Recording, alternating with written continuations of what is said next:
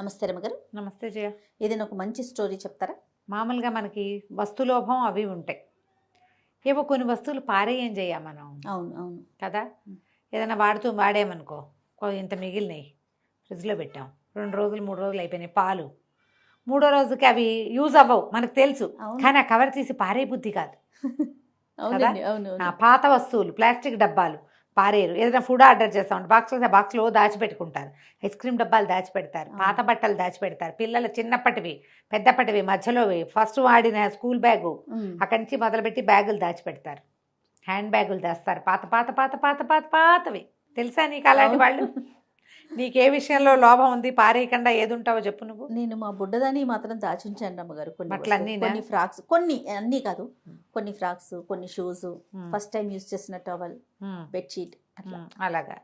ఇది పర్వాలేదు, లోభం అనడానికి వీల్లేదు. వాడుతూ ఉంటారు, అది చిరుగులు బట్టి చింకిపోయి పాత పడిపోయినా పారేయరు. ఇంకా కొన్నాళ్ళు యూజ్ అవుతుంది అనిపిస్తుంది, ఇంకా కొన్నాళ్ళు వాడుకోవచ్చు కదా. ఇలాంటి లోభాలు ఉంటాయి. వస్తు లోభం అంటారు దాన్ని. ఆ లోభం కథ ఒకటి చెప్తాం. వస్త్ర లోభం ఇది, బట్టల మీద. పూర్వం ఒక పల్లెటూరులో భార్య భర్త ఉండేవాళ్ళ, అనంతయ్య అలివేలు. అనంతయ్య ఏమిటంటే లోకాని కోసం ఏదో చూపించాలి అంతే తప్ప మనం ఖర్చు పెట్టకూడదు, సంపాదించి దాచుకోవాలి, ఫ్యూచర్కి ఉంచుకోవాలి, ఊరికే అట్లా కనపడాలంతే. అలివేలుకి చక్క గ్రాండ్గా కనపడాలి, మనకున్న సంపాదన అందరికీ చూపించాలి అని ఆవిడ ప్రతి ఏడాది ఒక 1 డజన్ చీరలు పుట్టింటి నుంచి తెప్పించుకునేది. ఏటా కట్టుడు చీరలు కొత్తవి కొనుక్కోవటం, పాత చీరలు కట్టుకునేది కాదు, చిరిగిపోయిన బట్టలు వేసుకునేది కాదు ఆవిడ. బట్టలు చిరగనిచ్చేది కాదు, చిరిగితే ఆ గుడ్డ ఇంకెందుకైనా వాడుకునేది. కానీ అనంతయ్య అలాంటి వాడు కాదు, చిరుగుల బొంతలు వేసుకుని తిరిగేవాడు. చిరిగితే దాన్ని కుట్టుకుని కట్టుకోవాల్సిందే, కానీ దాన్ని పక్కన పడేసి ఇంకోటి కుట్టించుకుందాం అలాంటివి లేవు. ఏడాదికి 1-2 జతలకు కూడా అతను ఆలోచించేవాడు. ఇలాంటి వీళ్ళిద్దరూ భార్యాభర్తగా ఉన్నారు. అయితే ఈయన దగ్గర ఒక పాత గావంస ఉండేది, అంటే కట్టుకునేది పంచండి, పంచగా. దాని నిండా చిరుగులే, పల్చగా అయిపోయింది. 5-6 చోట్ల చిరిగితే టాకాలు కుట్లేసాడు. ఆ గావంసా పారేసేవాడు కాదు, అది కట్టు తిరిగేవాడు. ఆవిడ అసహించుకునేది, ఏమిటా పాతగుడ్డ రోతగా అని తిట్టేది. అయితే ఓ పూట ఏమైందట, కొంచెం మబ్బుగా ఉంది, ఆయన గావంసా పిండి ఇంకోటి కట్టుకుని అది ఆరేయటానికి ఇంట్లో పక్కన ఆరేసాడు. ఆరేసరికి ఆవిడ తిట్టింది, పాత మురికి గావంసా పాత పడిపోయింది, దాని నిండా చిరుగులు కుట్లు రోతగాను, తీసేయి, కుళ్ళు వాసన వస్తుంది ఇంట్లో అని తిట్టి దాన్ని ఎత్తి బయటపడేసింది. ఆయన మళ్ళీ ఇంకోసారి దులిపి జాడిచ్చి పిండి ఆరేసుకున్నాడు, వాకిట్లో కడకటాల మీద వేసాడు. మా అక్క వస్తుంది, ఆ దిక్కుమాలి గావంసా చూస్తే మీ ఇంటి నిండా ఈ చిరుగుడ్డలు ఏమిటి అసహ్యంగా తిడుతుంది, చిన్నపోతాను నేనేమో మంచి గుడ్డ కట్టుకున్నట్టు నువ్వు పాత గుడ్డలు వేసుకుని తిరుగుతావు అని తిట్టి దాన్ని బయటపారే అది. అది కాదన్నాడు. ఈ లోపల ఆవిడ గుర్తొచ్చింది, ఆ పూసల సంచి, ఆవిడకి ఒక పూసల హ్యాండ్ బ్యాగ్ ఒకటి ఉంది, పూసల సంచి. అక్క ఆవిడ ఎక్కడికైనా సంతకి వాటికి వెళ్ళటానికి అవసరం ఉంది, సంచిలో పూసలు కొన్ని ఊడిపోయి తెగింది, నువ్వు కాస్త పట్నం పక్కనున్న ఊరు, వీళ్ళది పల్లెటూరు, పట్నాన్ని తీసుకెళ్ళి దీన్ని అల్లించుకురా మా అక్కయ్య వచ్చే సమయానికి అని చెప్పితే ఆయన ఇప్పుడు కాదన్నాడు. కాదని ఆయన దారిని ఆయన ఎట్టో పోయేసరికల్లా ఆవిడ ఏం చేస్తుంది, రేపు తీసుకెళ్తాలే అన్నాడు. సంచిని చిలక్కొయ్యకి తగిలిచ్చింది. ఇంతలో ఏమైంది, ఆయన బయటికి వెళ్ళిపోతే ఒక ముష్టివాడు ఒక అతను వచ్చాడు, బిచ్చగాడు. అమ్మ, ముష్టివాడు బిచ్చగాడు తప్పు పదాలు కావు, తెలుగు పదాలు.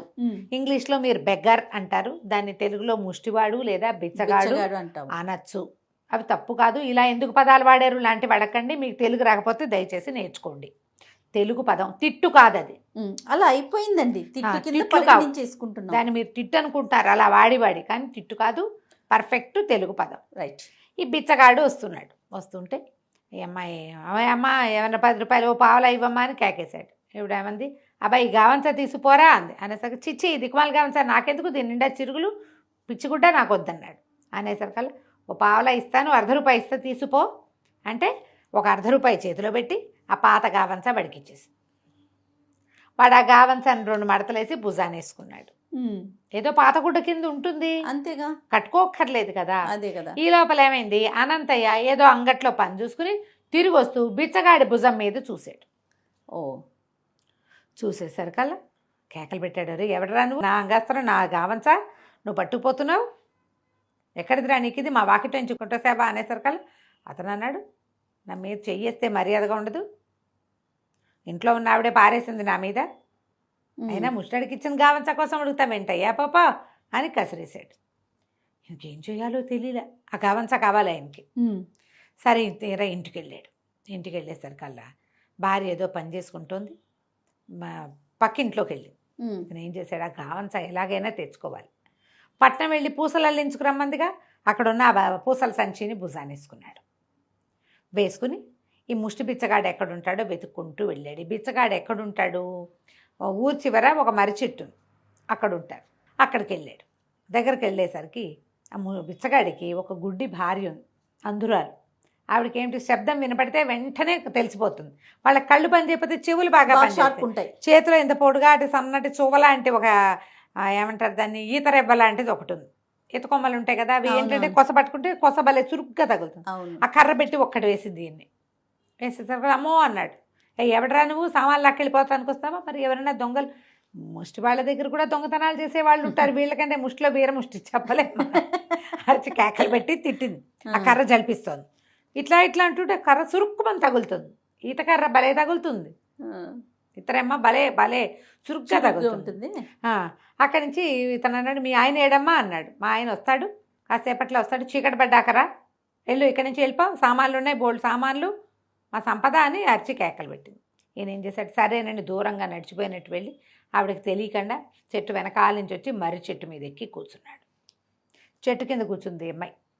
కాసేపట్లో చీకటి పడుతుండగా ఆ ముష్టి ఆయన వచ్చాడు. వచ్చేసరికల్లా ఏమంటే ఎవరో వచ్చారయ్యా అంది. అన్నాక ఏం తెచ్చావంది. ఏదో తెచ్చానులే, ఎవడో ఒక ఆవిడ చిరుగుల బొంత ఒకటి ఇచ్చింది, మరి ₹1 ఇచ్చిందిలే అని చెప్పి అది ఆ గావంచా ఆవిడ చేతులు పెట్టాడు. ఈవిడేం చేసింది, వాళ్ళ దగ్గర ఒక మాసిపోయిన సంచి ఉంది, దాని నిండా ఏవో గుడముక్కలు కుక్కున్నాయి. ఆ గావంచాన్ని అందులో కుక్కేసింది. కుక్కేసరికల్లా ఈయన సంచి పుచ్చుకొని పైన కూర్చున్నాడు. ఈ బిచ్చగాడేమో పడుకుని నిద్రపోయాడు. ఆవిడ పడుకుంది. కొంచెం చీకటి పడేసరికల్లా ఇద్దరు ఆ మగవాళ్ళు వచ్చారు అక్కడికి.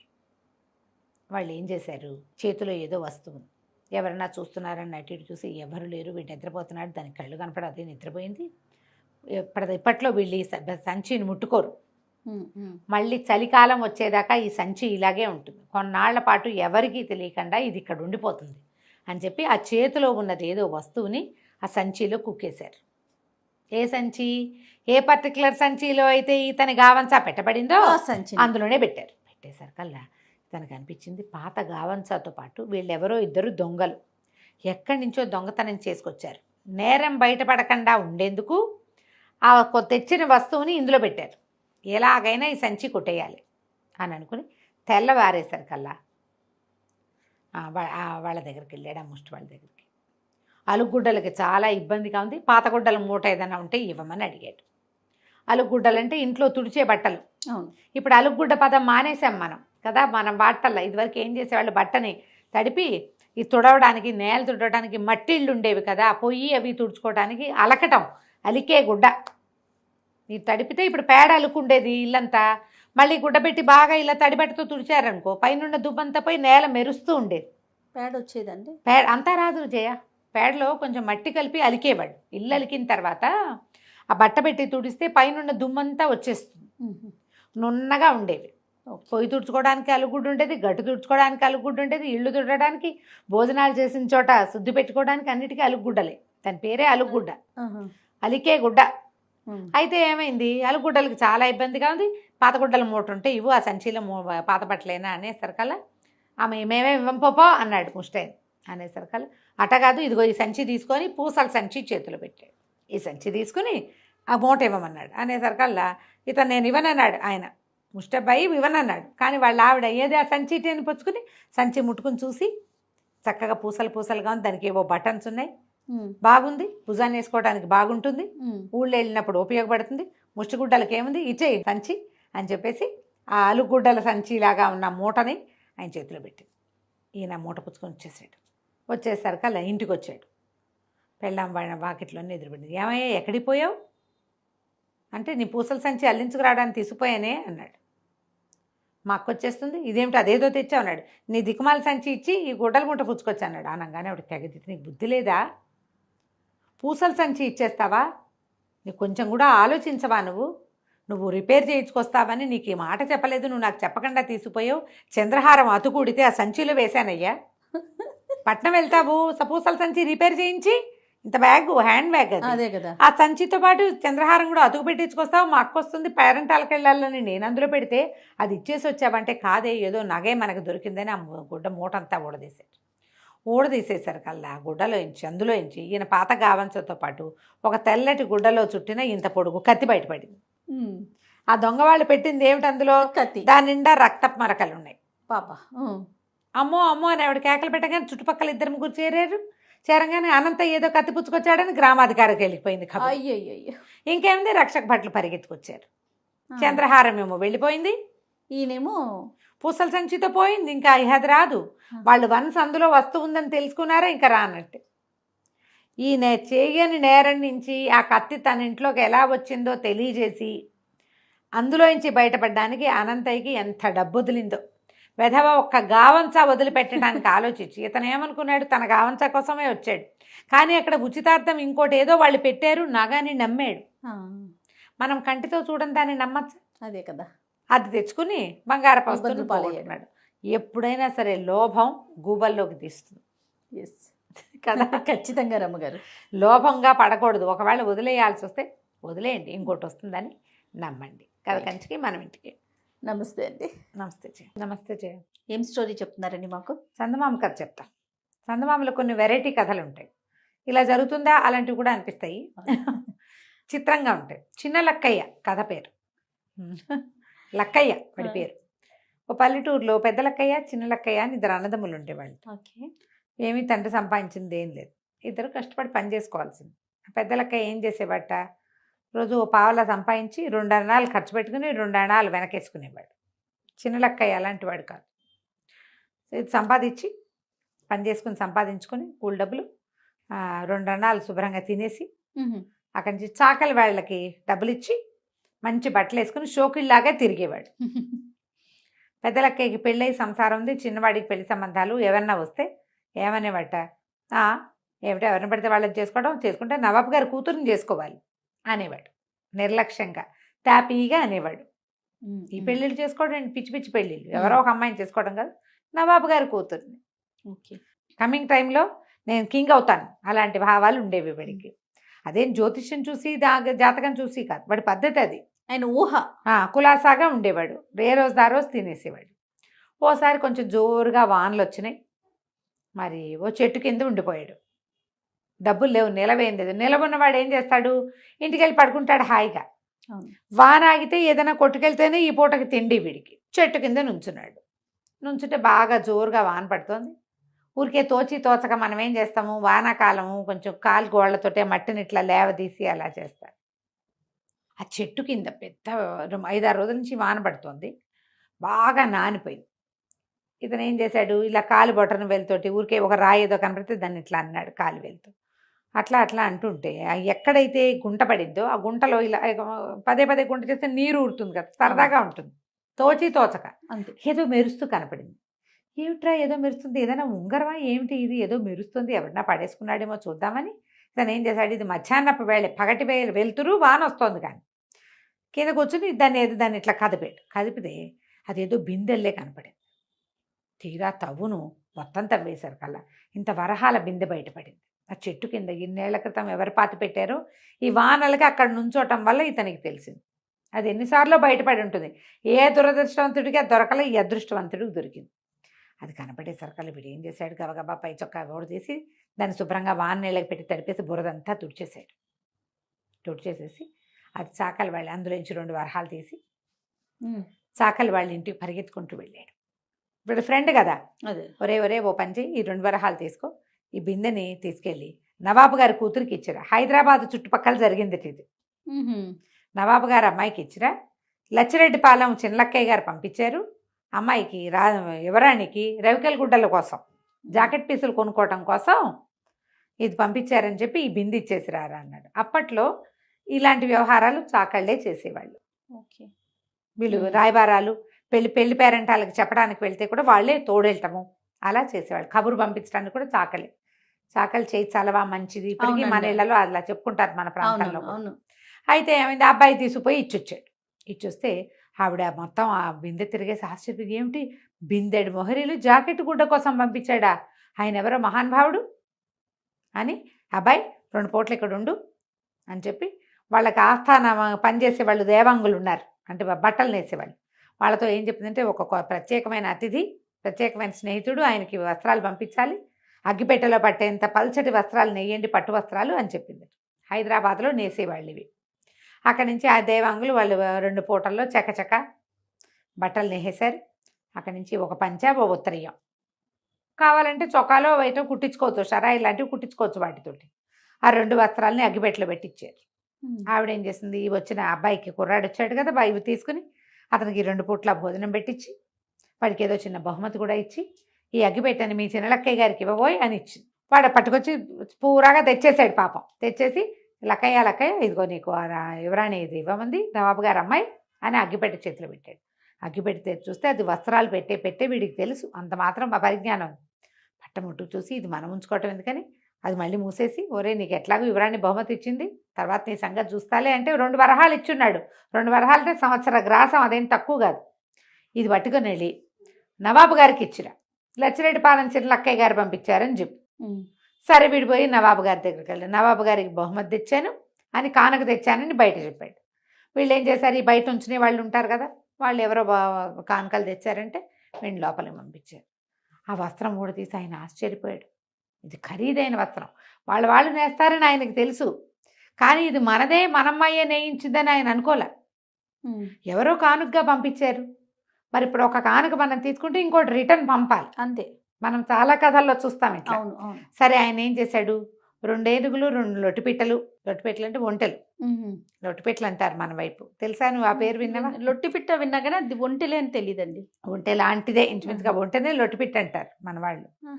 అక్కడి నుంచి వాటి నిండా మంచి చక్కగా నగలు నాణ్యాలు, మగవాడికి పంపించడం కదా, చక్కబోళ్ళని అలంకారాలు అన్నీ పంపించి లచ్చిరెడ్డిపాలెం చిన్నలక్కయ్య గారికి పంపాడు. బాగా ఇంత ఖరీదైన బట్టలు వేసుకునేవాడు, మరి ఎంత డబ్బు గలవాడో ఆ మాత్రం పంపద్దు, అంతేగా. అవన్నీ పంపించంగానే సరే ఇంటికి వచ్చినాయి. ఊళ్ళోకి ఏనుగులు లొట్టిపిట్టలు రావడం చూశారు ఊళ్ళో వాళ్ళంతా, కానీ ఇవి చిన్నలక్కయ్య గారి ఇంటికి వచ్చాయని తెలీదు. చాకలబ్బాయి పట్టుకొచ్చాడు, వాటి వెంట వచ్చాడు. వాడేం చేశాడు, ఆ లోపలికి ఊళ్ళోకి రాగానే మళ్ళీ చిన్నలక్కయ్య మనకి ఇవి పంపించారు అని, పంపించాం, యువరానికి కానుకగా పంపించాం, వస్త్రాలకు బహుమతిని ఇవి అక్కడికి పంపేయమన్నాడు. మళ్ళీ వీడు పదండి యువరాణి దగ్గరికి వెళ్దామని చాకలబ్బాయి వాళ్ళు వీళ్ళని వేసుకుని యువరాణి దగ్గర, అవి యువరాణి మహల్ వేరు, రాజుగారు ఉండే మహల్ వేరు, అప్పుడప్పుడు కలుసుకుంటారు నాన్న కూతురు. ఈ 2 ఏనుగులు, 2 లొట్టిపిట్టలు, వాటి నిండా సామాన్లు, ఇవి చూసేసరికి యువరాణి ఆశ్చర్యపోయింది. అయ్య బాబోయ్ ఎంత బాగుంది, ఈయన చూడాల్సిందే, చేసుకుంటే ఇంత డబ్బును వాడిని చేసుకోవాలి, పద మేము కూడా లచ్చిరెడ్డిపాలెం వస్తున్నామని ఓ 4 సేవకులు, ఓ 4 సైనికుల్ని వేసుకుని ఓ చిన్న గుడారం, దాసదాసి గణంతో బయలుదేరి ఈ లచ్చిరెడ్డిపాలెం వచ్చేసింది. ఊరు శివార్లలో డేరా వేశారు. యువరాణి వచ్చిందని తెలియగానే భయం వేసేసింది ఈ లక్కయ్యకి. ముందేదో చేశాడు సరదాగా, వాళ్ళనే ఫేస్ చేయాలంటే భయం కాదు. అడవిలోకి పరిగెత్తుకుంటూ పారిపోయాడు. అడవిలోకి వెళ్ళిపోయేసరికల్లా బాగా అడవి లోపలికి వెళ్ళేసరికి అక్కడ ఒక పురాతనమైన కొలను ఉంది. ఆ కొలంలో సంవత్సరానికి ఒకసారి దేవకన్యలు వస్తారట స్నానానికి. వీటి టైం బాగుండే అప్పుడు వచ్చారు వాళ్ళు. ఓకే, కిరీటాలన్నీ గట్టు మీద పెట్టున్నాయి, ఆడపిల్లలు స్నానం చేస్తున్నారు ఆ కొలంలో దిగి. వీడేం చేశాడు, ఆ గట్టు మీద ఉన్న మొత్తం కిరీటాలన్నీ చెత్తపుచ్చుకుని చెట్టెక్కి కూర్చున్నాడు. వాళ్ళ స్నానాలు అయిపోయాక కిరీటాలేవి అని చూసుకున్నారు, కనపడలే. ఎవర్రా అని చూస్తే వీడు కనపడ్డాడు. ఓరో మనిషి ఎత్తుకుపోయావు, మా కిరీటాలు మాకు ఇచ్చేయంటే, ఊరికే ఇవ్వను, మీరు నాకు సహాయం చేయాలి. ఈ బంగారపు వాళ్ళ దగ్గర ఏవో బిందెలు లాంటివి ఉన్నాయి, బిందెలతోటి పన్నీరు పట్టుకెళ్ళి ఈ ఊరు శివార్లలో, లచ్చిరెడ్డిపాలెం నగర శివార్లలో, ఊరు శివార్లలో నవాబు గారి కూతురుంది, నేను పంపించానని చెప్పి కాళ్ళు కడుక్కోవడానికి నీళ్లు పట్టుకెళ్ళండి ఓకే అని చెప్పాడు. దాంతో 4 దేవకన్యలు ఇంతంత బంగారు బిందెలు పుచ్చుకుని పన్నీరు పుచ్చుకుని వెళ్ళారు. నవాబు గారి కూతురికి మీ కాళ్ళు కడగటానికి వచ్చాము, లచ్చిరెడ్డిపాలెం చిన్నలక్కయ్య గారు పంపించారు అని కాళ్ళు కడిగారు, కాళ్ళ మీద పోసారు. ఆ పన్నీరు వాళ్ళ దగ్గర ఉన్న వాటిలలో పోసి 4 వచ్చి కిరీటాలు పుచ్చుకొని వాళ్ళ దారిని పడిపోయారు. పోగానే ఇవ్వడానికి అయ్యో బాబోయ్, దేవకన్యలు వచ్చి కాళ్ళు కడుగుతున్నారు, మనకి ఎంత గొప్పవాడు, నేను ఇతన్నే పెళ్లి చేసుకుంటా, ముందు మా నాన్నకి చెప్తా, పదండి మనం వెళ్ళిపోదా అని మొత్తం గుంపునంతా తీసుకుని వెనక్కి వెళ్ళిపోయింది. రాత్రిపూట వెళ్ళిపోయింది. తెల్లారేసరికల్లా ఊళ్ళో అంతా తెలిసింది యువరాణి వచ్చి ఇక్కడ చేరింది అని చెప్పి. వీళ్ళు చూద్దాం అనుకున్నారు. ఊళ్ళో వాళ్ళంతా చూద్దాం అనుకుంటారు. రాత్రిపూట ఎట్టా వెళ్తారు నవాబు గారి కూతురు చూడడానికి? పొద్దున్నే కానుకలు పుచ్చుకెళ్దాం అనుకుంటే తెల్లారేసరికి గుడారం మొత్తం వెళ్ళిపోయింది, పటాలం అంతా వెళ్ళిపోయేసరికి అదేంటి చిన్నలక్కయ్య నీకోసం వచ్చిందిట, మాకు చూపించకుండానే పంపించేసాం నవాబు కూతుర్ని, భలేటోడివై నువ్వు అన్నారు. అనేసరికల్లా ఇతను అన్నాడు దాందేముంది, నన్ను నవాబు కూతుర్ని చూడాలంటే అదో పెద్ద పనే, ముత్యాల పాలకి ఏర్పాటు చేసి నన్ను తీసుకెళ్ళండి, నవాబు కూతుర్ని చూపించడం ఏంటి, నవాబు ఇంట్లో విందే పెట్టిస్తాం మీ అందరికీ అన్నాడు. ఊళ్ళో జనమంతా తయారైపోయారు చకచక. అక్కడ ఇక్కడ ఏవో మేనాలు అవి ఉంటే వాటిల్లో మంచి ముత్యాల మేనా ఒకటి తయారు చేసుకుని ఈ అబ్బాయిని అందులో ఎక్కించుకుని వాడు మంచి బట్టలు చాకల దగ్గర నుంచి తెచ్చుకుంటాడు. ఈ చాకలి ఈ తిప్పట్లలో వాడికి బోల్డని బహుమానాలు వచ్చినాయి. బట్టలు ఇవన్నీ వాడు అండు చక్కటి బట్టలు కట్టుకుని అందులో కూర్చున్నాడు. మేనా మోసుకుంటూ ఈ లచ్చిరెడ్డిపాలెం నుంచి జనం అంతా పోయి యువరాణి దగ్గరికి మా అమ్మాయి మహాల్ దగ్గరికి వెళ్ళారట. నవాబు గారి కూతురు మహాల్ దగ్గరికి వెళ్ళేసరికల్లా ఆవిడ పైన నిలబడి చూస్తుంది. ఎవరొచ్చారు అని కేకలు పెట్టింది. ఎవరే వస్తున్నారు కిందంటే ఓహం ఓహం అంటున్నారు కదా, లచ్చిరెడ్డిపాలెం చిన్నలక్కయ్య గారు వస్తున్నారు ఓహో అని వచ్చారు. ఈయనైనా చిన్నలక్కయ్య అని గబగబా ఆవిడ దిగేసి వచ్చి ఆ మేనాలో ఉన్న ఆయన్ని చేయించుకుని తీసుకువెళ్ళిపోయింది పైకి. మేనాలో బరువు లేదని జనం అంతా చూసుకునేసరికల్లా ఏముంది పై నుంచుని ఉన్నాడు ఈయన. తీరా చూస్తే అందరూ పైకి చూసేసరికల్లా నవాబు గారి కూతురు పక్కనే ఈ చిన్న లక్కయ్య కనపడ్డాడు. అందరూ ఆశ్చర్యపోయారు. ఊరిని వీడు అన్నది అన్నట్టు చేశాడే ఎటా అనేవాడు మొదట. వీడి ఊళ్ళో వాళ్ళంతా గేలు చేసేవాళ్ళు నవాబు గారు అల్లుడు వస్తున్నాడని. చివరికి వాడు నిజంగానే నవాబు అల్లుడు అయిపోయాడు. వాళ్ళు ఇచ్చినవే వాళ్ళకిచ్చి తెలివిగా అక్కడి నుంచి నవాబు గారు వచ్చి పిల్లకి అబ్బాయికి పెళ్లి చేసేసాడు. వాడికి డబ్బు ఉంటే ఏమిటి లేకపోతే ఏమిటి, అమ్మాయి తెచ్చుకొచ్చేసి తన మందిరంలో కూర్చోబెట్టుకున్నాక ఇక పెళ్లి చేయవలసిందే. లచ్చిరెడ్డిపాలెన్ని ఇతనికే గ్రామంగా ఇచ్చేశారట. బాగుంది కదా కథ. బాగుందండి. కథ కంచికి మనం ఇంటికి. రైట్ రమ్మగారు నమస్తే. నమస్తే రమ్మగారు. నమస్తే జయ. రమ్మగారు మనం ఆ మధ్య నవల్స్ చెప్పుకున్నామండి, ఒక నోవెల్ చెప్పుకుందామా? నా ఫేవరెట్ రైటర్స్లో ఒకరు చిట్టారెడ్డి సూర్యకుమార్ గారు. మీరు అందరికీ ఇదే చెప్తారు రమ్మగారు, అందరూ మీ ఫేవరెటే. అందరు ఎందుకు అవుతారు జయ, ఆల్మోస్ట్ వందల మంది రైటర్లు ఉన్నారు, నేను 10లో పేర్లు చెప్తా. ఓకే. బాగా చిన్నప్పుడు చదివిన పుస్తకం జయ ఇది. నేను ఒక 10th అలాగా. ఓకే, బాగుంటుంది. అయితే సూర్యకుమార్ గారి గురించి చెప్పాలి. వీరేమన్నా డాక్టర్ ఏమోనని నా అనుమానం. నవలల మీద ఇప్పుడు డాక్టర్ చిట్టారెడ్డి అని నేను చూడలా. ఇప్పుడు మెడికల్ టెర్మినాలజీ మెడిసిన్కి సంబంధించిన విషయాలు చాలా విశదంగా చెప్తారు. మెడికల్ కాలేజీలో జరిగే ర్యాగింగ్లు, అవన్నీ బాగా, నర్సులు వాళ్ళు వేసుకునే బట్టలు, వాళ్ళు చేసే పనులు, ఆపరేషన్ థియేటర్ సంగతులు అవి భలే వివరంగా చెప్తారు. Okay. And more over Suryakumar గారి దగ్గర ఒక ప్రత్యేకమైన క్వాలిటీ మిగిలిన రైటర్స్లో తక్కువ ఉండేది, వీరిలో బాగా ఎక్కువ ఉండేది ఏంటంటే ప్రతి క్యారెక్టరు పరిచయం చేస్తూ వారికి ఒక చిన్న కథ చెప్తారు. క్యారెక్టర్కి వాళ్ళ జీవితానికి సంబంధించిన కొన్ని వాళ్ళు ఎలాంటి వాళ్ళు అనేది వాళ్ళకి సంబంధించిన కథ వివరంగా ఇచ్చేస్తారు. హైలైట్ బాగుంటుంది. ఎంత బాగుంటాయో. ఓకే. చాలా విషయాలు, చాలా వ్యక్తుల గురించి. ఆ ఆపరేషన్ థియేటర్లో పనిచేసే ఒక క్యారెక్టర్, అతనిది ఒక చిన్న కథ బ్రీఫ్గా ఇచ్చేస్తారు. విశ్వనాథ్ సత్యనారాయణ గారిది కూడా ఇలాంటి ఒక తరహా ఉంటుంది. ఆయన దగ్గర కూడా క్యారెక్టర్ పరిచయం చేసేటప్పుడు వాళ్ళకి సంబంధించిన వివరం ఇవ్వడం చాలా బాగుంది అనిపించేది నాకు ఇష్టం ఆయన. విశ్వనాథ్ సత్యనారాయణ గారు ఆల్ టైమ్ ఫేవరెట్. అదే. సూర్యకుమార్ గారివి 3-4 నవెల్స్ చాలా బాగుంటాయి. అండ్ ఇంకోటి ఏంటంటే నాకు గుర్తుండి నేను 10th క్లాస్లో ఉన్నప్పుడు లేదా ఇంటర్ ఫస్ట్ ఇయర్ సెకండ్ ఇయర్లో ఉన్నప్పుడు గణపతి సచ్చిదానంద స్వామీజీ గురించిన ఒక సీరియల్ రాశారు వీరు. సచ్చిదానంద స్వామీజీ ఇప్పుడు ఉన్నారు కదా మైసూరు. అవునండి. అయితే వారి కథ ఈవిడే రాశారు. భలే వివరంగా ఉండేది. ఇప్పుడు నేను కథ చెప్పు అంటే నేను చెప్పలేను, కానీ ఆ ఏజ్లో నన్ను ఎక్కువ అట్రాక్ట్ చేసింది జయ. ఓకే. ఆ పుస్తకం ఆ సీరియల్ చదవటం వల్లే నాకు స్వామీజీ వారి గురించి తెలిసింది. తర్వాత ఈ మన శ్వేతార్క గణపతి తెలుసు కదా నీకు, జిల్లేడు చెట్టు మొదలు గణపతిగా రూపొందటం ఆ పుస్తకంలో చదివాను నేను. అప్పుడు అది సీరియల్గా వచ్చేది. ఆంధ్రభూమిలో వచ్చిందేమోనని అనుకుంటున్నా, బాగా ఖచ్చితంగా జ్ఞాపకం లేదు. ఓకే. వీరి వల్లే అది తెలుసుకున్నాను అనమాట. అందులో ఎన్ని రకాల క్యారెక్టర్సు, వాళ్ళ కథలు. ఇవాళ మనం ఏం చెప్దామంటే ఇది నేను ఇందులో పెద్ద స్టోరీ ఉందని నేను అన్నాను. చాలా క్యారెక్టర్ల సమాహారంగా కనపడుతుంది. Brief story. ఓకే. కన్నెపిల్లలు, ఆహా.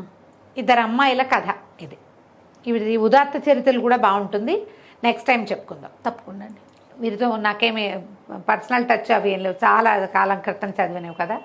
నేను కొంతమంది రైటర్స్ తోటి అయితే మనం మాట్లాడుతూ ఉంటారు కదా అవకాశం ఉంది, వీరితోటి నేను తెలుసుకోలేకపోయాను అట్లా. ఒకవేళ ఇది విన్నాక మన విధి విన్యాసాలు చెప్పినప్పుడు వాళ్ళ అమ్మాయి నాతో మాట్లాడారు, రైటర్ కౌశల్యాదేవి గారు, అంతే కదా, మాట్లాడారు. ఇప్పుడు కూడా అవకాశం ఉంటుంది. నండూరు రామ్మోహన్ రావు గారు అమ్మాయి కూడా టచ్లోకి వచ్చారు. వీరు కూడా అట్లా ఎవరైనా వస్తే ఇంకా సంతోషంగా ఉంటుంది. అది నాకు చాలా ఇష్టమైన రచయిత్రులలో చిట్టారెడ్డి సూర్యకుమార్ గారు ఒకరు. బాగుంటాయి కథలు. అయితే ఇది వందన సరిత అని ఇద్దరు అమ్మాయిలు, కన్నెపిల్లలు. వీళ్ళు ఏంటంటే స్కూల్ ఫ్రెండ్స్. మనకి ఇది ఎక్కడి నుంచి పరిచయం చేస్తారు కథ. వందనేమో స్టాఫ్ నర్స్గా పనిచేస్తుంది, సరితేమో స్కూల్ టీచరు. ఓకే.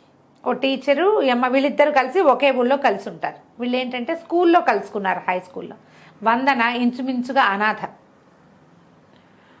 వాళ్ళ అమ్మ వాళ్ళు ఉన్నారు కానీ కొంచెం పెద్ద అయ్యాక అమ్మ చనిపోయింది. ఒక మేనబావ ఉన్నాడు, అతనేమో డిఫెన్స్లో ఎక్కడో పనిచేస్తున్నాడు, యుద్ధానికి మన సైనికుడిగా చేరాడనమాట, ఆర్మీలో ఉన్నాడు. ఎప్పుడో బావ వచ్చి తనని పెళ్లి చేసుకుంటాడు అనుకుంటుంది. అయితే 10th క్లాస్ దాకా, SLC దాకా కలిసి చదువుకుంటారు వీళ్ళు. సరిత ఒక పోలీస్ ఆఫీసర్ గారి కూతురు, కొంచెం ధనికుల కింద లెక్క. వందన పేదింటి అమ్మాయి, కానీ వీళ్ళిద్దరూ చాలా క్లోజ్ ఫ్రెండ్స్గా ఉంటారు. ఓకే. స్కూల్లో కలుసుకుంటారు. ఆ స్కూల్లో విషయాలు చెప్పేటప్పుడు కూడా క్రిస్టియన్స్ మిషనరీ స్కూలు, దానికి హాస్టల్ ఉండటం. హాస్టల్లో ఏమిటో నీకు వందన నీ తేనెకళ్ళు ఇంకా తేలిపోతున్నాయంటే అన్నంలో పురుగులు వస్తున్నాయని చెప్తుంది అనమాట. అన్నంలో పురుగులు వస్తున్నాయి, కళ్ళకి మంచిది, ఒంటికి బలం అని చెప్పారు అంటుంది. ఈ అమ్మాయి కూడా, చిన్నమ్మాయి సరిత కూడా హాస్టల్లో చేరి వాళ్ళ మీద బోల్డ్ అన్ని కంప్లైంట్లు ఇచ్చి అలా చేస్తుంది అనమాట. సరిత చిచ్చుబుడ్డి, ఇంట్లో ఏమో చిచ్చు అనే పిలుస్తారు అమ్మాయిని. ఈ వందన పాపం అమాయకంగా మెత్తగా ఉంటుంది, మృదువుగా ఉంటుంది మనిషి. ఈ ఇద్దరు 10th క్లాస్ అప్పుడు 8th 9th క్లాసుల్లో వచ్చి చేరుతుంది వెళ్ళింది స్కూల్లో. ఆయనకి ట్రాన్స్ఫర్లు అవుతున్నాయని తండ్రికి ఈ స్కూల్లో వేస్తారు. మొదట ఏదో వచ్చేది ఇంటి నుంచి, తర్వాత హాస్టల్లో చేరిపోతుంది. 10th క్లాస్ ఈ అమ్మాయి ఫెయిల్ అవుతుంది, ఆ అమ్మాయి పాస్ అవుతుంది. ఓహో. 10th ఫెయిల్ వందన. ఫెయిల్ అయితే ఏం చేస్తుంది, నర్సింగ్ ట్రైనింగ్లో చేరింది అనమాట. అప్పుడు SLC కాలం ఇది. అదే మన 10th క్లాసు కంటే ముందే. అంటే ఇంటర్ వరకు కదా నమ్మగారు, +1 +2 కలిపితే కదా SLC. అది నాకు తెలీదు, నేను అట్లా విన్నా. అలాగా అయి ఉంటుంది బహుశా. ఓల్డ్ SLC అంటే మన ఇంటర్మీడియట్ తో సమానంగా ఈక్వల్ అని. 12th క్లాస్ ఏమో మరి అనుకుంటున్నాను అమ్మగారు, అయి ఉండొచ్చు. ఈ అమ్మాయి ఏమో వందనేమో నర్స్ ట్రైనింగ్కి వెళ్తుంది, సరితేమో కాలేజీలో చేరుతుంది. ఓకే. తర్వాత స్కూల్ టీచర్గా వస్తుంది అనమాట. కొంతకాలం ఈ అమ్మాయి ఒకళ్ళకొకళ్ళు ఉత్తరాలు రాసుకోవటము, ఎప్పుడు కలిసే ఉంటారు, మాట్లాడుకుంటూ ఉంటారు. అప్పటికి ఫోన్లు కొంచెం తక్కువ కదా, ఈ ఫోన్లు పబ్లిక్ ఫోన్లు అవి లేవు. ఏదో ఒక ఆఫీసుల్లో, కాలేజీల్లో, హాస్పిటల్స్లో ప్రత్యేకంగా ఇంత దెబ్బ ఫోన్లు ఉండేవి. ఈ వ్యవహారం కాదుగా ఉత్తరాలు రాసుకోవటం అనమాట. వీళ్ళు ఒక బిల్డింగ్లో అద్దెకుంటారు. ఆ బిల్డింగ్లో ఉన్న ప్రతి క్యారెక్టర్ని పరిచయం చేస్తారు. వీళ్ళిద్దరు అమ్మాయిలు 20 ఏళ్ల వాళ్ళు, అందంగా ఉంటారు, చక్కగా ఎప్పుడు నవ్వుకుంటూ ఉంటారు. చుట్టుపక్కల వాళ్ళందరూ ఎలా ప్రవర్తిస్తారు వీళ్ళతోటి అవి చూపిస్తారు. ఈ కథ నేను చెప్పే కథ, ఇందులో పెద్ద స్టోరీ రాదు. ఈ పుస్తకం దొరికితే చదవండి, డెఫినెట్లీ యూ విల్ ఎంజాయ్. అసలు ఆ క్యారెక్టర్స్ పరిచయం చేయటము, క్యారెక్టర్ కథ చెప్పటము అమోఘంగా ఉంటుంది, బాగుంటుంది, చాలా బాగుంటుంది. ఆ బిల్డింగ్లో ప్రతి వాళ్ళు అప్పులకి రావటం, పంచదార ఉందా, అది ఉందా, ఇది ఉందా అని. మేము అదేదో వచ్చి కూర చేస్తాం, మీకు పంపిస్తాం, మీరు మాకు ఇది ఇవ్వండి అని. ఉగ్గు గిన్నెతో ప్రాన్స్ కర్రీ తెచ్చిందిట పనిపిల్ల. అది ఉందా, అది నీళ్ళు అయిపోవటము, మోటార్లు వేయటము. ఈ సరితకి ఏంటంటే అందరికీ పేర్లు పెడుతుంది అనమాట. ఆ బిల్డింగ్ రాసమణి గారని ఒక ఆవిడది. ఆవిడ ఏం చేస్తుంది, పెద్ద సైట్ ఉంటే వెనకాల బోల్డ్ అని చెట్లు వేసుకుని పువ్వు పిద్ద ఒకటి కూడా బయటికి రానేది అని వాళ్ళే వాడుకుంటారు. అందరి దగ్గర రెంట్లు కలెక్ట్ చేస్తుంది. ప్రతి వాళ్ళ ఇంటికి ప్రతి వాళ్ళ మీద దృష్టి. వాళ్ళ దగ్గర భీముడు అని ఒక పనివాడు ఉంటాడు, సన్నగా ఉంటాడు అనమాట, బక్క భీముడు అంటుంది. పేర్లు పెడుతుంది అనమాట ప్రతి వాళ్ళకి. తనతో పనిచేసే స్కూల్ టీచర్లు, వాళ్ళ క్యారెక్టర్స్ కూడా పరిచయం చేస్తారు. ఈ వందన హాస్పిటల్లో పనిచేస్తుంది. ఈ అమ్మాయి అందంగా ఉంటుంది. చాలామంది ట్రై చేస్తుంటారు హాస్పిటల్స్లో ఉండేటువంటి ఏమంటారు కొన్ని దుర్మార్గాలు, వ్యక్తుల్లో ఎలాంటి భావాలు ఉంటాయి, ఎంత చులకనగా ఉంటారు మనుషులు, ఆడపిల్లల్ని ఎంత చులకనగా చూసేవాళ్ళు, అవి కనపడతాయి. ఓ తాయారమ్మ గారని ఒక ఆవిడ ఎంతసేపు భర్తను వదిలిపెట్టేసి కొడుకు దగ్గర ఉంటుంది. ఓకే. ఆ కొడుకేమో వీళ్ళకేసి చూస్తుంటాడు. ఏదో మాట మీద ఆ తాయారమ్మ గారిని హాస్పిటల్ తీసుకెళ్తాడు. ఇంతలా ఉంటుంది. రోజు పంచదార కోసం పిల్లాడు రవ్వలడ్డు చేయమన్నాడు ఉంటుంది. రవ్వలడ్లకి పంచదార 4 రవ్వలడ్లు పట్టుకొచ్చి ఇస్తుంది. కానీ వీళ్ళ దగ్గర చెప్ప నువ్వు అప్పులు ఇవ్వద్దు అంటుంది సరిత. ఈ వందానికేమో వాళ్ళతో మంచి వాళ్ళు పాపం వాళ్ళు బాగా మాట్లాడుతున్నారు కదా అని ఇచ్చేస్తుంది.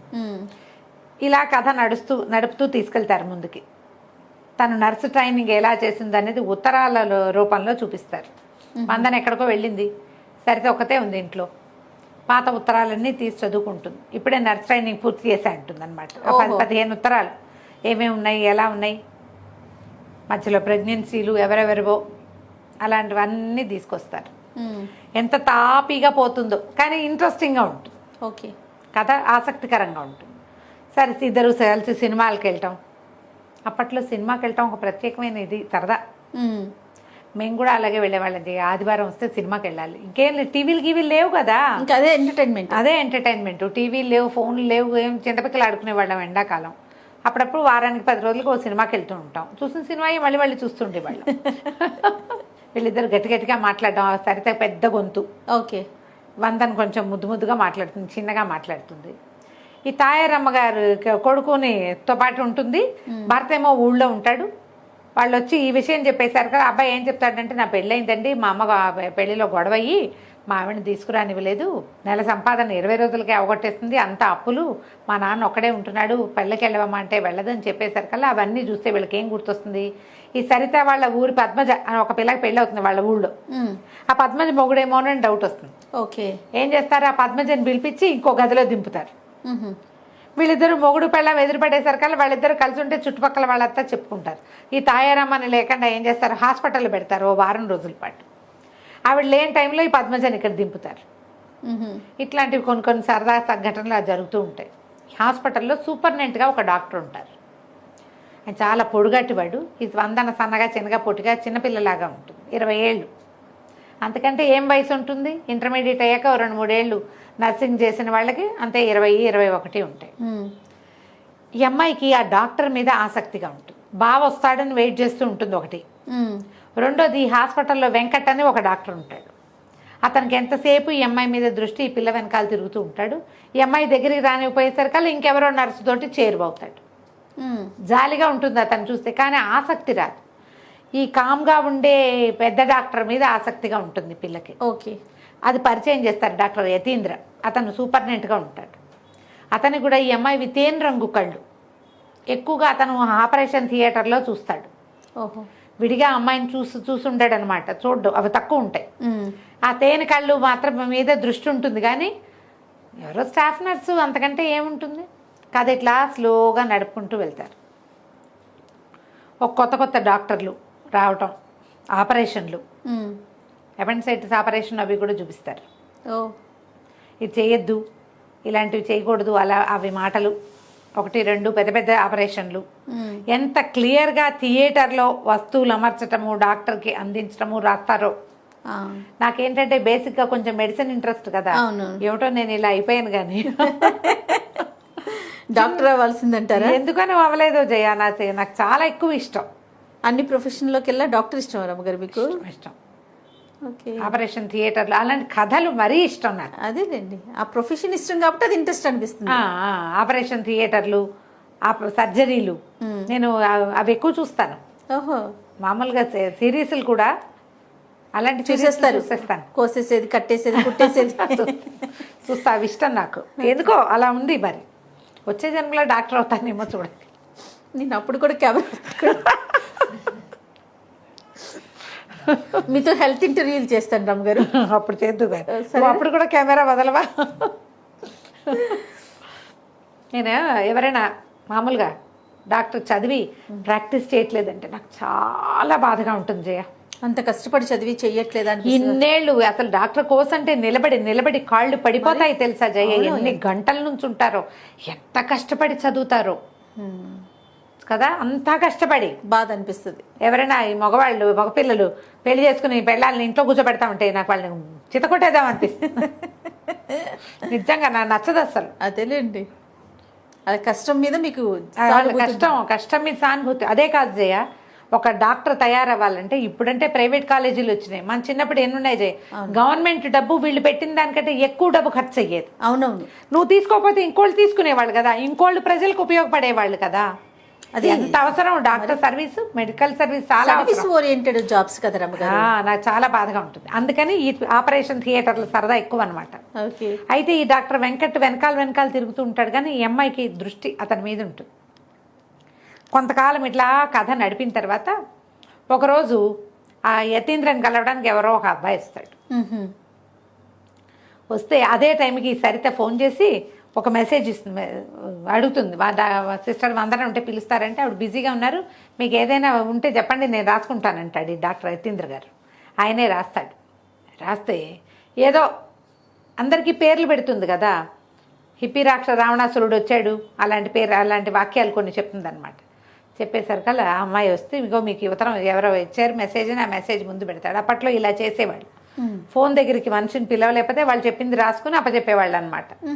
ఎవరికైనా ఫోన్ చేయండి అమ్మగారికి సీరియస్ అవేవో చెప్తారు కదా, వీళ్ళిద్దరు అడుగుతారు ఏమిటి ఈ మెసేజ్కి అర్థం అని. ఆ రెండో కుర్రాడు ఈ అమ్మాయి వెనకాల వస్తాడు. ఓకే, అక్కడ ఇంకో అబ్బాయి ఇచ్చాడు కదా. తర్వాత ఒక రోజు తర్వాత 2 రోజుల తర్వాత సినిమాకి వెళ్తారు. సినిమాకి వెళ్తే ఈ అబ్బాయి ఈ రెండో అబ్బాయి వెనకాల కూర్చొని కనిపిస్తాడు. పలకరించేసరికి ఎవరో చూస్తున్నాడు అబ్బాయి మనకేసి అంటే కృష్ణుడు అంటుంది. ఏమిటి నువ్వు పిచ్చకిందా, నువ్వు ఏదో మాట్లాడుతున్నావంటే అబ్బాయి కృష్ణుడిలా కనపడతాడు, చక్కగా సామాన్ సాయిగా పొడుగ్గా బాగున్నాడని. సరే వచ్చి పలకరిస్తాడు. పలకరిస్తే వీళ్ళ పక్కన కూర్చుంటాడు. డాక్టర్ గారి దగ్గరికి వచ్చాడు, వాళ్ళ ఫ్రెండో ఎవరో అని చెప్తుంది. ఏం చదువుతున్నా అంటే ఎంబీ చదువుతున్నాను, బహుశా మాస్టర్ ఆఫ్ బిజినెస్ అయ్యి ఉంటుంది, ఎంబీఏ అనరు ఎంబీ అని చెప్తారు. సెకండ్ ఇయర్ చదువుతుంటే మనకంటే చిన్నవాడైతే మాట్లాడచ్చు అనుకుంటారు వాళ్ళు. చిన్నపిల్లాడు చదువుకుంటున్నాడు కదా, కానీ కుర్రాడు అబ్బాయి వీళ్ళు పక్కన కూర్చుంటాడు. కూర్చుని వీళ్ళిద్దరు కబుర్లు వింటాడు, ఎక్కడికైనా వెళ్ళిపోదాం. అది ఏమవుతుందంటే ఈ హాస్పిటల్లో ఉండగా ఈ అమ్మాయి ఈ డాక్టర్ వెంకట్ ఏమో తన వెనకాల పడుతున్నాడు. అతన్ని ఇది చేయదు. అక్కడ డాక్టర్ కృష్ణయ్య అని ఒక ఆయన ఉంటాడు, ఆయన చాలా మర్యాదస్తుడు అనుకుంటుంది. ఒకరోజు థియేటర్లో అతనితో పాటు ఒంటరిగా ఉంటే అతని ఈ అమ్మాయి మీద అఘాయిత్యం చేయబోతాడు. చేయబోయేసరికల్లా అరిచి కేకలు పెడుతుంది. ఇతను యతీంద్ర వచ్చేస్తాడు.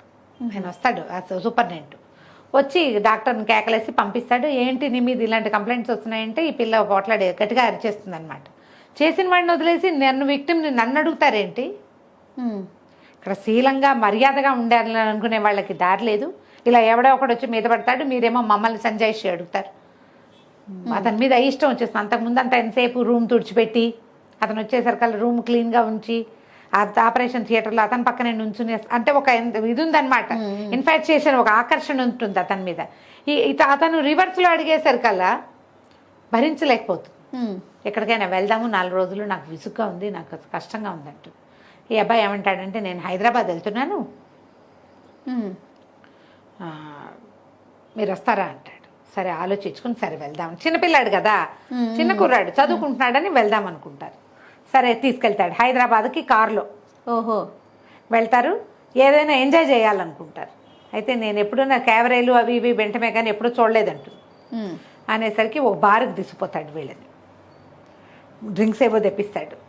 ఇవి తాగండి అంటే ఈ 100 ఒక నోట్లో పెట్టిన, బాబోయ్ నా వల్ల కాదు, నేను తాగలేను అంటుంది. సరితకు మాత్రం ఏం లేదు, అవేంటో ట్రై చేయాలంటుంది. పిల్ల అల్లరిది కదా, తాగేసి కక్కిస్తుంది మొత్తం. సరే మోసుకెళ్తారు, ఎవరో బయటికి తీసుకెళ్తారు, ఎవరు తీసుకెళ్లారో తెలియదు. ఈ అమ్మాయినేమో యతీంద్ర వస్తాడు అక్కడికి. వచ్చి 100 అని చెప్పి ఇంకా ఏం మిగిలింది, ఇంకేం చేయాలి, చేసింది చాలదా, ఇక్కడికి వచ్చి కూర్చున్నావు అని బలవంతంగా తీసుకొస్తాడు. బయటికి తీసుకొస్తే ఈ అమ్మాయి ఆడుతుంది, మీకేం సంబంధం లేదు, మీరెవరు నన్ను అడగడానికి, మీరు అక్కడే సూపరింటెండెంట్, మీరు ఇక్కడ ఏం కాదు, నన్ను వదిలేసేయండి అంటూ. ఎందుకు కాదు, ఈ కాగితానికి సమాధానం చెప్పంటాడు. అంతకుముందు ఏం చేస్తుంది, ఆ రూమ్లో కూర్చున్నప్పుడల్లా చక్కగా రాసుకుంటుంది అనమాట, మంచిగా అందంగా చెక్కుతుంది అక్షరాలు, యతీన్ మై లవర్, ఇగో ఈ కాగితం అక్కడ ఉంది, దీనికి సమాధానం చెప్పు, అప్పుడు నేను చెప్తాను అని కొంచెం గట్టిగా ఇట్లా ఎందుకు వచ్చావు నువ్వు అని కేకలేసరికల్లా నువ్వు ఇలా అడిగేసరికి నేను ఓర్చుకోలేకపోయానంట. నేనేం చేయను, నాకు ముందు నుంచి నువ్వంటే ఇష్టం, ఓసారి వెంకట్తో కనపడతావు. వెంకట్ ఇంకో అమ్మాయితో కనపడతాడు కాబట్టి నేనేం అనలేను. ఒక భరించలేను నేను, నువ్వు ఎవరితోటైనా. డాక్టర్ ఒక ఆయన వస్తాడు మధ్యలో, ఒక క్రిస్టియన్ డాక్టర్ ఒక ఆయన, ఆయన కూడా ఏంజల్ ఏంజల్ అని ఈ పిల్ల వెనకాల తిరుగుతాడు. ఓకే. వాళ్ళని చూస్తే నాకు అసూయగా ఉంది. నువ్వు వేరే వాళ్ళ దగ్గర ఉంటే నేను భరించలేను. ఆ డాక్టర్ కృష్ణయ్య చేతుల్లో చూసుకుంటే నీ తప్పేం లేదని నాకు తెలిసినా కూడా ఒక భరించలేని తనంతో అలా మాట్లాడాను అని చెప్పి నన్ను పెళ్లి చేసుకోమని అడుగుతాడు. సరే కాస్త నేను నిద్రమొహం పడేసరికి తీసుకెళ్ళి గదిలో దింపుతాడు. వీళ్ళు ఒక రూమ్ తీసుకుని ఉంటారు. అవి వెళ్ళిపోతూ ఆ సరిత పడుకుని ఉంటే ఆ కళ్ళ మీద ఇలా ఇలా అంటాడు. ఎవరో తను నా కళ్ళు ముట్టుకున్నారనుకుంటుంది, అమ్మాయికి తెలియదు. తెల్లవారు నిద్ర లేచి చూసేసరికల్లా ఏముంది, సరిత వాళ్ళ నాన్నగారు వచ్చి కూర్చుని ఉంటారు అక్కడ. కాంతపోతారు, ఏం చేయాలో తెలియదు. వీళ్ళు వచ్చి హోటల్ రూమ్లో దిగితే ఇతర ఆడపిల్లలు, ఆ కాలం అది కాదు 70s కదా మరి, అక్కడి నుంచి మొహాలు కడుక్కురండి, తయారవ్వండి, ఇంటికి వెళ్ళిపోతామంటారు అని చెప్పి తీసుకెళ్తారు. ఆ డాక్టర్ ఈ లోపల ఆయన వస్తాడు యతీంద్ర. మేము మా పిల్లల్ని ఇంటికి తీసుకెళ్ళి మాట్లాడుకుంటాను లేండి డాక్టర్ గారు అని చెప్పేస్తాడు ఆయన. పిల్లలు ఇద్దరిని, ఆడపిల్లలు ఇద్దరిని తీసుకుపోయి ఇంటి దగ్గర దింపుతాడు. తల్లి సంతోషిస్తుంది. సరే ఏం చేశారు ఇవన్నీ కనుక్కుని సరితే వాళ్ళ నాన్నగారు అంటారు, ఇంతంత వయసులో వచ్చేసినాయి, పెళ్ళిళ్ళు చేసేయాలి పిల్లలకి, వందన పెళ్ళి మన చేతిలో లేదు, సరితకి పెళ్లి సంబంధం కుదిరి చేసాం, అయిపోయింది ధామ్ అంటారు. అయ్యో, ఈ హాయిగా ఉన్నారు. 1 సంవత్సరం 2 ఏళ్ళుగా వీళ్ళు కులాసాగా తిరుగుతూ ఎంజాయ్ చేస్తున్నారు. పెళ్ళి అంటే ఎవరో పేరు తెలియని వాడి దగ్గరికి వెళ్ళిపోవాలి, ఇంకో మొహం తెలియని వాడి దగ్గరికి. ఈ అమ్మాయి బావ వచ్చి పెళ్లి చేసుకుంటాడన్న ఉద్దేశంతోనే ఉంటుంది, కానీ అతను రాలేదు. వీళ్ళు స్కూల్లో ఉన్నప్పుడు వచ్చాడు, మళ్ళీ ఉత్తరాలు తప్పిస్తే మరొకట్లేదు. ఒకవేళ బావకి ఏం చెప్తావు నువ్వు అని అడుగుతుంది.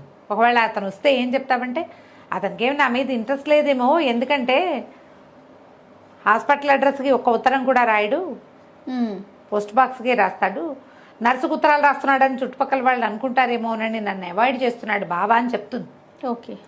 చెప్తే ఏం చేస్తాడో చూద్దాం వచ్చాక.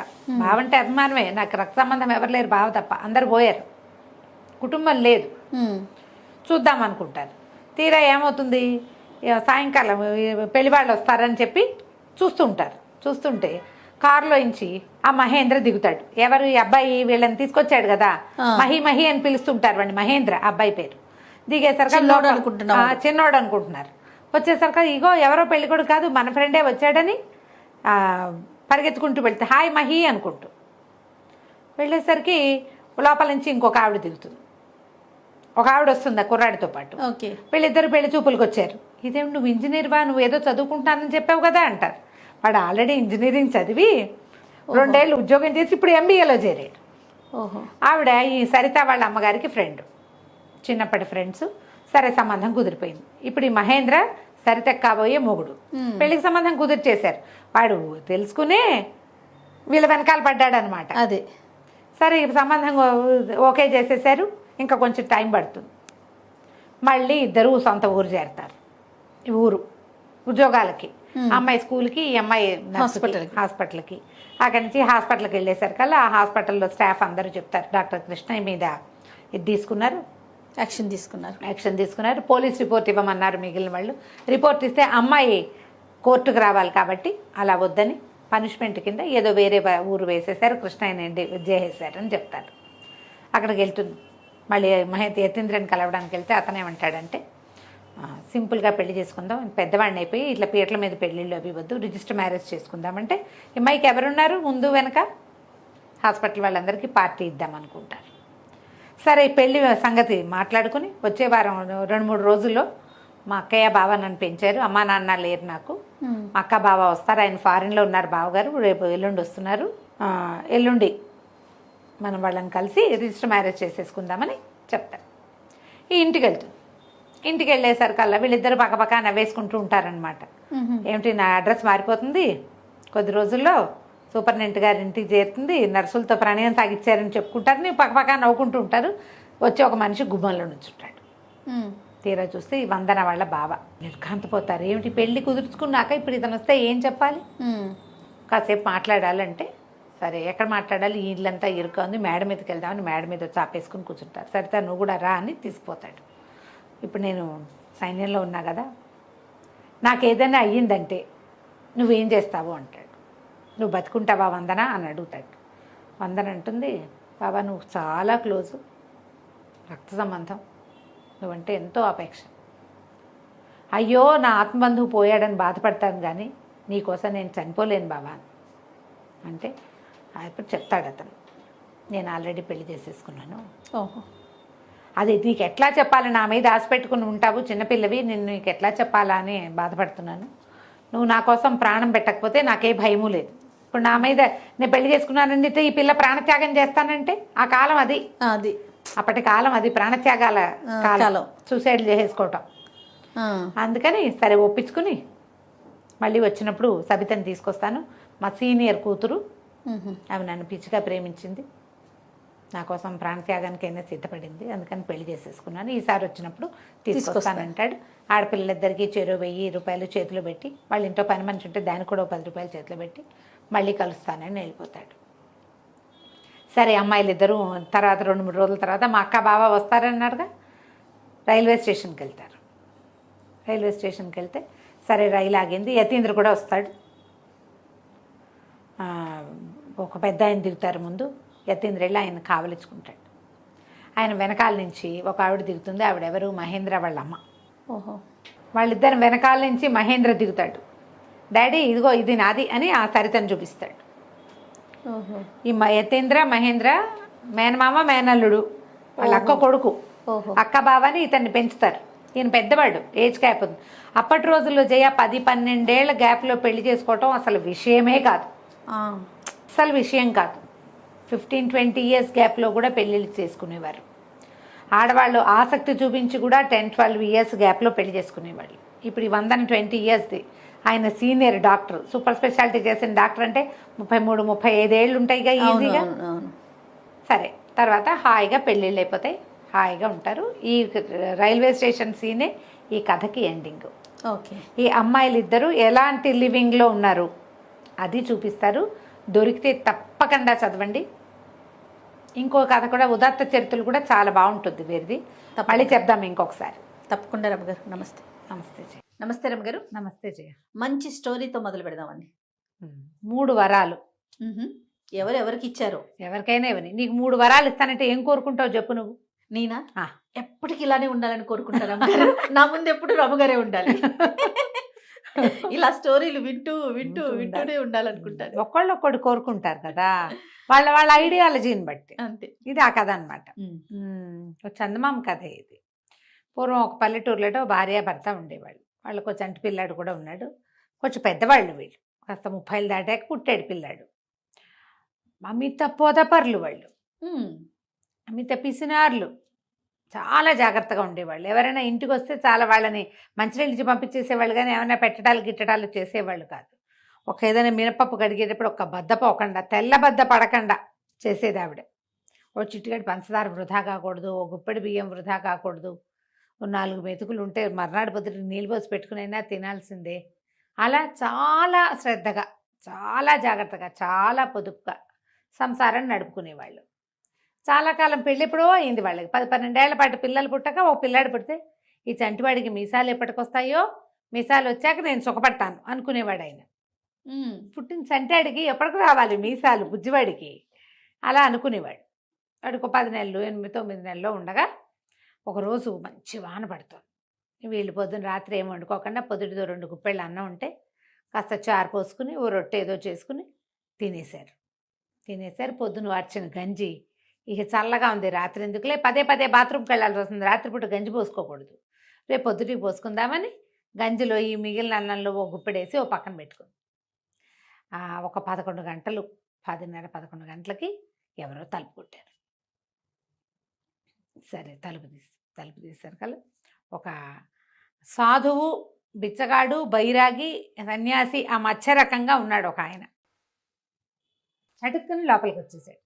ఆయన బాగా తడిసిపోయి ఉన్నాడు, ఇల్లంతా తడిసిపోతోంది అతను ఆ తడితోటి. మిమ్మల్ని చూస్తే ఆతిథ్యం ఇచ్చేవాళ్ళలాగానే ఉన్నారు, మీరు ఉంచుకున్న గంజే కాస్త పోసి మీరు పడుకునే చోటే ఓ పక్కేస్తే నా దారిని పడుకుని రేపొద్దున వెళ్ళిపోతా అన్నాడు. కాదంటానికి ఇంకోటో కనపడలా, ఏమనాలో తెలియలేదు. మీరు ఆతిథ్యం ఇచ్చేవాళ్ళలాగానే ఉన్నారు, మీ మొహాలు చూస్తే బాగున్నాయి అని పాట పాడాక ఏమంటారు? అయ్యో ఇల్లంతా తడిసిపోతోందని. తడిసిపోతున్నాయి, ఇక చేసేది ఏముంది, ఓ తువ్వాలు ఇయ్యమా ఒళ్ళు తుడుచుకుంటాను అన్నాడు. ఏం చేస్తుంది, ఇల్లు తడిసిపోతోంది కదా, అక్కడి నుంచి ఆయన బట్టలు పిండా పక్కన ఆరేసుకున్నాడు. ఈవిడ తువ్వాలు ఇచ్చింది, మొహం తల ఒళ్ళు తుడుచుకున్నాడు, ఒక గావంసా ఇచ్చింది, కట్టుకున్నాడు. ఇంకేం చేయలేరు వాళ్ళు, అట్టటివి కూడా వేస్ట్ చేయరు పాపం, ఏమి చేయలేకపోయారు. అక్కడి నుంచి వేడివేడిది కాకపోతే చల్లడిదైనా దాచిన గంజి ఇవ్వమ్మా అన్నాడు. అంటే దాచింది తెలుసు ఈయనకి. దాచిన గంజి అన్నాక లేదు అని ఎలా అంటాం, అసలు ఆయనే చెప్పేస్తున్నాడు. అక్కడి నుంచి ఏం చేశారు, ఎవరు ఏమిటి అని కనుక్కున్నారు. కనుక్కుంటే ఈయన అన్నాడు, అసలు ఎవరు ఆతిథ్యం ఇస్తారో ఏమిటో చూద్దామని బయలుదేరాక అంతా నానుకుంటూ వచ్చాను, బంగారు కొండలు మీరు కనపడ్డారు, మీ ఇల్లు కనపడింది అని చెప్పి చాలా ఉత్సాహంగా మాట్లాడాడు. పిల్లాడికి ఎంత వయసు, మీకు ఎంత వయసు, ఇల్లు ఏమిటి, వాకిలు ఏమిటి, ఏముంది ఏమి లేదు అన్నీ కనుక్కున్నాడు.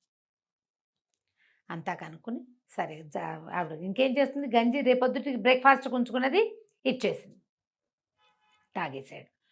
పక్కయ్యమ్మ అన్నాడు, ఓ కుంపటి వెలిగించి పెట్టుకున్నారు.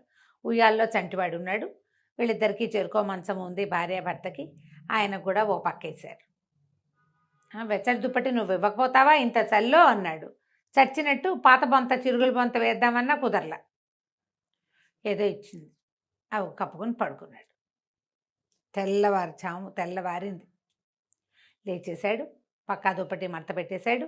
అన్నీ మీరు ఇంత సహాయం చేశారు, బుద్ధిమంతులు, రాత్రి పడుకోబెట్టారు, జావిచ్చారు, గంజిచ్చారు, మరి మీరు అడిగినా అడగకపోయినా 3 వరాలు ఇస్తా, కోరుకోండి ఏం కావాలంటే అది అన్నాడు. ఈ కోరుకోండి అనేసరికి అంతకుముందు ఇట్లా ఒగ్గుగా ముసిలిగా ఒక రకంగా ఉన్న ఆయన రాత్రి ఉన్నట్టుగా ఇప్పుడు లేడు, కొంచెం దిట్టంగా కనపడుతున్నాడు, మనిషి కొంచెం సాగినట్టున్నాడు, మొహంలో ఏదో వికాసం కూడా వచ్చింది ఆయనకి. 3 వరాలు అడిగేసరికి వీళ్ళు బాగా ఆలోచించారు. ఇద్దరు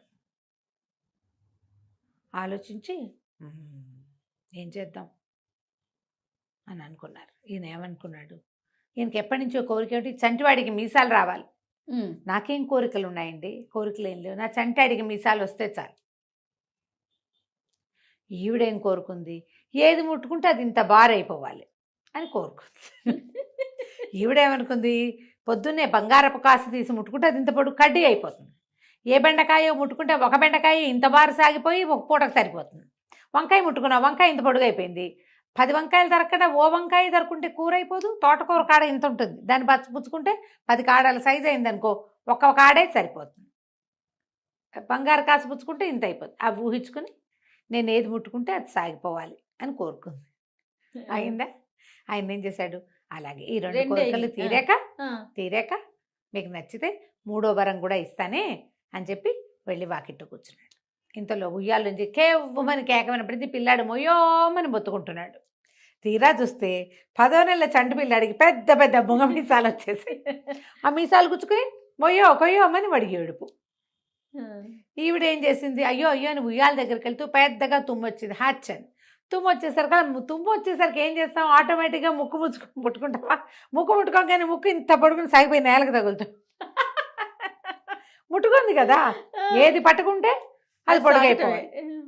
ఉయ్యాలు పుచ్చుకుంటే ఏమయ్యేదో ముక్కు పుచ్చుకుంది. ఇంకేముంది చూసుకున్నారు ఇద్దరు, పిల్లాడికి మిసాలు వచ్చేసాయి, ఈవిడ ముక్కు ఇంత పొడుగు సాగిపోయింది. ఇహ లబో దిబో, అయ్యయ్యో ఇదేమిటి ఇట్టాటి కోరికలు కోరుకున్నాము, ఈ చంటివాడికి మీసాలేమిటి, వాడేమో మొయ్యోమని ఏడుస్తున్న రోజు చక్కగా చిలకలాగా నవ్వుతూ నిద్రలేచే పిల్లవెధవ ఏడ్చేడ్చి శోకాలు పెట్టేస్తున్నాడు. ఆ మీసాలతోటి వాడికి ఏం పాలిస్తారు, ఏం అన్నం పెడతారు. లబో దిబో, ఆవిడేమో ఇదేమిటి ఈ ముక్కుతో వీధిలోకి ఎలా వెళ్ళాలి, ఇది సాగిపోయింది, ఇంకా ఏమేమి సాగిపోతాయో ఆ భయం పట్టుకుంది ఆవిడకి. సరే అక్కడి పరిగెత్తుకుంటూ వెళ్ళారు. ఆయన వీధి వాకిట్లో అరుగు కొసన దిగడానికి సిద్ధంగా అరుగు కొసన కూర్చుని ఉన్నాడు. పరిగెత్తుకుంటూ వెళ్ళారు. అప్పుడు చూస్తే ఈ 2 వరాలు ఇచ్చిన ఆయన ధగధగలాడే బట్టలతోటి తలతళ్ళాడుతూ నుంచుని ఉన్నాడు. ముష్టిగా ముసిలిగా బైరాగిగా అలాగే లేడు, బాగున్నాడు. బాబుని మీకు దండం పెడతాము, మాకు ఇచ్చిన 2 వరాలు తీసేసుకొని ఆయన అదే మా 3వ వరం అనుకో. మేమేమనుకున్నాం, ఈ 2 వరాలతోటి ఏమిటో పెద్ద అయిపోతాం అనుకున్నాం, పెద్ద కాదు ఇదైపోయాం, తీసేసుకో బాబు మీ 3వ వరం, ఇవన్నీ తీసేసుకుంటే ఆయన నవ్వుతూ తీసేసుకున్నాడు. సరే అన్నాడు. పిల్లాడు ఏడవడం మానేశాడు, ఈవిడ ముక్కు మామూలు సైజుకి వచ్చేసింది, ఆయనకి రెక్కలు వచ్చేసాయి. ఆ బైరాగికి ఆ రెక్కలు ఎగరేసుకుని వెళ్ళిపోయాడు. ఊళ్ళో ఉన్న పురోహితుడిని అడిగారు, ఏమిటో ఇట్లా జరిగింది మా ఇంట్లో అంటే, ఆయన ఎవరికైనా ఓ 3 వరాలు ఇవ్వాలి, సహాయం పొందాలి, వరాలు ఇవ్వాలి అని కొంతమంది గంధర్వులకేవో శాపాలు ఉండుంటాయి, ఆయన మీ ఇంటికి వచ్చాడు, మీరు సహాయం చేశారు, మీ బాకీ ఆయన తీర్చేశాడు అంతే. ఇప్పుడు వరాలు కనుక మీరు తెలివిగా అడుగుంటే ఆయన దొరికేవాడు. కానీ ఇవి మళ్ళీ వెనక్కిపోయే వరాలి. అందుకని ఆయన ఒక దెబ్బకే వెళ్ళిపోయాడు అవతలకి అని చెప్పారు. ఇక వీళ్ళు చేసేదేముంది, ఇంటికి వచ్చిన గంధర్వుడితోటి పిచ్చి వరాలు 2 అడిగి ఆ పిచ్చి వరాల్ని పిచ్చి అవకాశాలు తీసుకున్న 2 వేరే అవకాశాలని సరి చేసుకోవడానికి 3వ అవకాశం తీసుకుని ఓ దండం పెట్టి ఊరుకున్నారు. ఆయన కాస్త వెళ్ళిపోయాడు.